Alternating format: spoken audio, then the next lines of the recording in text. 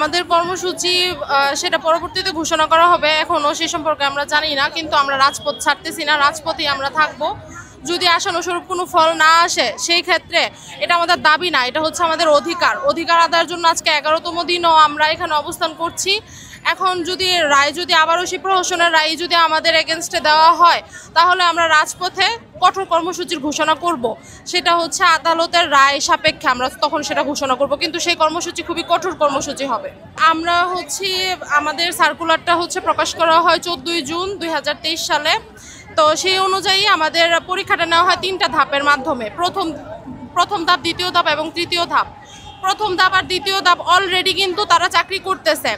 আমাদের তৃতীয় ধাপের পরীক্ষা আপনার 2024 সালের ফ্যাসিস্ট সরকারের আমলেই ভাইবা সহ সম্পূর্ণ কিছু একদম সম্পূর্ণ হয়ে যায়, কিন্তু আমরা যখন সরকার পতন হয়, ফ্যাসিস্ট সরকার যখন পতন হয়, তখন তারপরে নতুন সরকার, অন্তর্বর্তীকালীন সরকার আসে এখানে।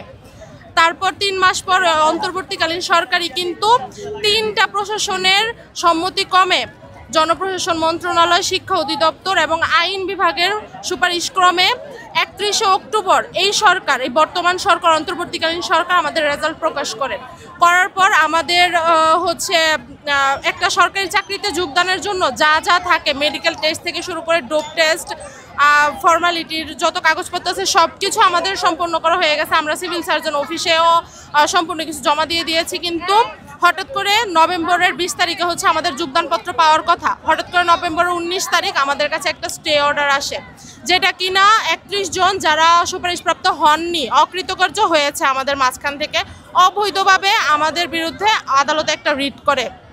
সেই রিটের আদলে আমাদের 19 নভেম্বর অবৈধভাবে আমাদের একটা স্টে অর্ডার আসে যে আমরা এখন যোগদান করতে পারবো না, আদালতের রায় পরবর্তীতে আমরা যোগদান করতে পারবো। তো আমরা আদালতের প্রতি সম্মান রেখে আমরা এতদিন ধৈর্য ধরছি।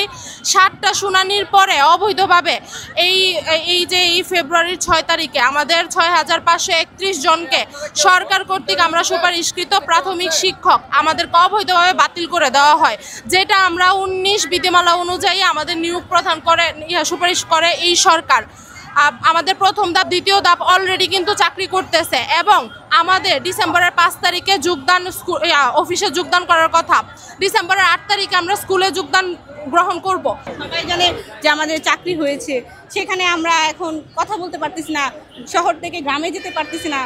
এই যে আমাদের হেয় প্রতিপন্ন হতে হচ্ছে, এর দায়ভার কি সরকার কখনো নেবে? কখনোই নেবে না। সরকার কি নেবে? আমরাই নিচ্ছি না। সেক্ষেত্রে আমরা এটা এখনও আশাবাদী যে আমাদের পক্ষে আসবে, আমরা যোগদানপত্র পাবো। উপদেষ্টা স্যার 14 জানুয়ারি যখন আমাদের ছিল, ওই একটা আন্দোলন ছিল, তখন বলেছেন তোমরা আমার পরিবার। হ্যাঁ, আমরা নিজেরা ওইখানে গিয়েছিলাম, বলেছিল তোমরা আমাদের পরিবার, তোমরা রাস্তায় মানে আমরা রাস্তায়। তারপরেও কিন্তু রায়টার বিপক্ষে চলে গেছে। এখন উনি আবার আমাদেরকে আশ্বাস দিচ্ছে যে তোমরা আছো, তোমরা থাকবা, তোমরা সুপারিশপ্রাপ্ত না, তোমরা আমাদের মানে নিয়োগকৃত শিক্ষক। সেখানেও আমরা আর বিশ্বাস করতে পারছি না, কারণ 11 দিন টানা থাকার পরেও তো সরকার পক্ষ থেকে কেউ আমাদের কথা বলছে না। তো আমরা কিভাবে বিশ্বাস করি? কারণ একবার ভেঙেছে বিশ্বাস, যখন বলেছিল 6531 জন পরিবার আমার, তারপরে কিন্তু রায় বিপক্ষে গিয়েছে। এটা ছিল 14 জানুয়ারি, আর আমাদের রায় হয়েছে 6 ফেব্রুয়ারি। তাহলে কি সেই বিশ্বাসের মূল্যটা ছিল না? আমরা রাজপথেই অবস্থান করব। আমাদের যোগদানপত্র না দিলে আমাদেরকে গুলি করুক, আমাদেরকে মেরে ফেলুক, আমাদের এটা নিয়ে জীবনের মায়া ত্যাগ করে এখানে এসেছি। হ্যাঁ, আমাদের জন্য আমাদের ফ্যামিলি সাফার করতেছে। আজকে আমরা রাজপথে কষ্ট করতেছি, ওই দিক থেকে ফ্যামিলি, আমাদের কি ফ্যামিলি নাই? কেন আমরা রাস্তায় থাকবো? বৈষম্য প্রথম ধাপ, দ্বিতীয় ধাপ ওনাদের ঠিকই নিয়োগ হয়ে গেছে। তার থেকে বড় কথা, ওইগুলো জুলাই অভ্যুত্থানের আগে।